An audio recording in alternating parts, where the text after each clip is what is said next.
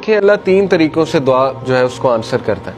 یا اللہ اسی وقت دے دیتا ہے امیجیٹلی, یا اللہ جو ہے اس کو تھوڑا سا ڈیلے کرتا ہے, کیونکہ ظاہر ہے اللہ تعالیٰ اس بندے کو مزید نکھارنا چاہتا ہے.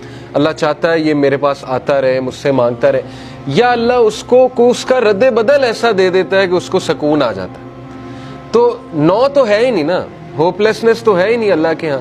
اس لیے یہ شیطان ہوپ لیس کرتا ہے بندے کو آ کے کہ جی تجھے تو یہ ملا ہی نہیں, پتہ نہیں اس کے بدلے اللہ نے کیا دینا ہے, پتہ نہیں اس کے پیچھے اللہ کی کیا حکمت ہے وغیرہ وغیرہ. یہ تو انسان نہیں سمجھ سکتا. اس لیے ٹرسٹ اللہ. یہ کیوں اللہ تعالیٰ یہ باتیں ہمیں بتا رہا ہے کہ اس کے وزڈم پہ ٹرسٹ کرو, اس پہ کبھی شک نہ کرو, کبھی اس کے بارے میں نیگیٹو نہ ہو. اور انبیاء کے بارے میں بھی ہمیں یہی پتہ لگتا ہے, کبھی نیگیٹو نہیں اللہ کے بارے میں. اور پھر اللہ سبحانہ و تعالیٰ اللہ کے نبی کو دیکھیں کاؤنسل کرتے ہیں. الم یجد کا یتیمن فآوا, دیکھیں اللہ کے لیے کافی تھا.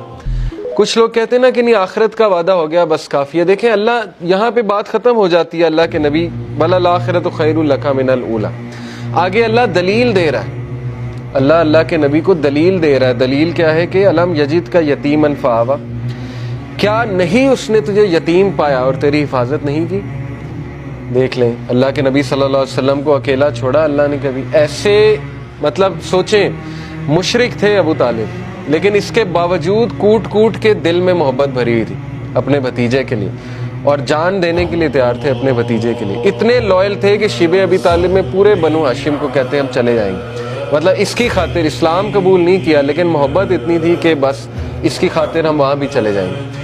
پھر دیکھیں عبد المطلب نے پہلے حفاظت کی, اس کے بعد ابو طالب نے حفاظت کی, اس کے بعد حضرت ختیجہ جیسی وائف دے دی, ٹھیک ہے نا, سپورٹ کے لیے.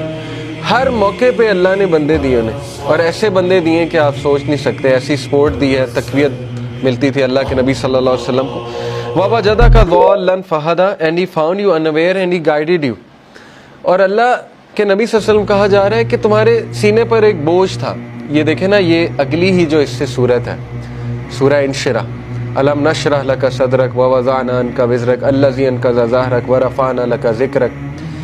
اللہ کے نبی کو یہ کہا جا رہا ہے نا, اے اللہ کے نبی کیا ہم نے تمہارا سینہ جو ہے وہ کھول نہیں دیا, اور تمہارے اوپر جو بوجھ تھا ہم نے وہ ہٹا نہیں دیا. وہ بوجھ کیا تھا؟ اللہ کے نبی اپنے لوگوں کے بارے میں پریشان ہوتے تھے, سوچتے تھے ان کا کیا بنے گا, لیکن ان کے پاس کوئی میکینزم نہیں تھا. کہاں سے شروع کروں, کیسے ٹھیک کروں, حالات کیسے ٹھیک ہوں گے. یہ سوال اتنا امپورٹنٹ سوال ہے نا آپ کی زندگی میں کہ میں کہاں سے شروع کروں.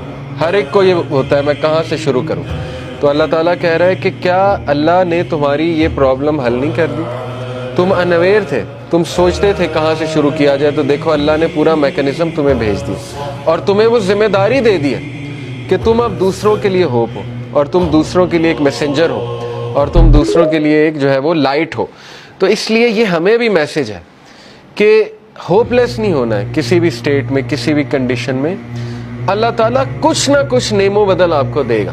امپاسبل ہے, خالی ہاتھ نہیں چھوڑتا اللہ, یہ بات یاد رکھیں, ٹھیک ہے. یہ اللہ کے بارے میں آپ 100% شور ہو جائیں یہ اس صورت کے مطابق. تو بہرحال وَوَجَدَكَ عَائِلًا فَأَغْنَىٰ, اور اس نے تمہیں پور پایا اور تمہیں رچ بنایا. And he found you poor and made you rich.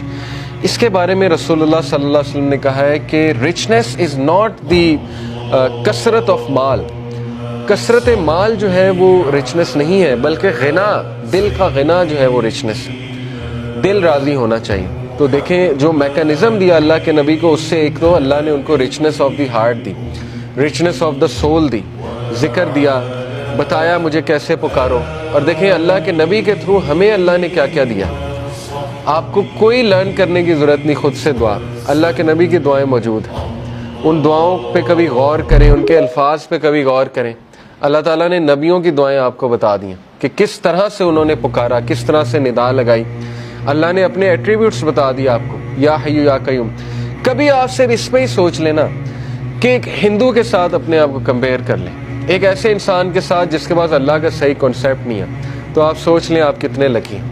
وہ بتوں کے آگے جھکتا ہے, اسے اللہ کا تعارف ہی نہیں ہے, اسے پتہ ہی نہیں اللہ ہے کون, اور نہ اسے اللہ کو پکارنا آتا ہے. اور سوچیں کہ وہ کتنا زیادہ ایکسپلائٹ ہو رہا ہے تھرو آؤٹ دی لائف. تو سوچیں اللہ کی کتنی بڑی نعمت ہے کہ اللہ تعالیٰ نے ہمیں غنی کر دیا, اپنا تعارف کرا کے غنی کر دیا, ہمیں اسلام کا نالج دے کے غنی کر دیا, قرآن ہم پہ نازل کر کے ہمیں غنی کر دیا.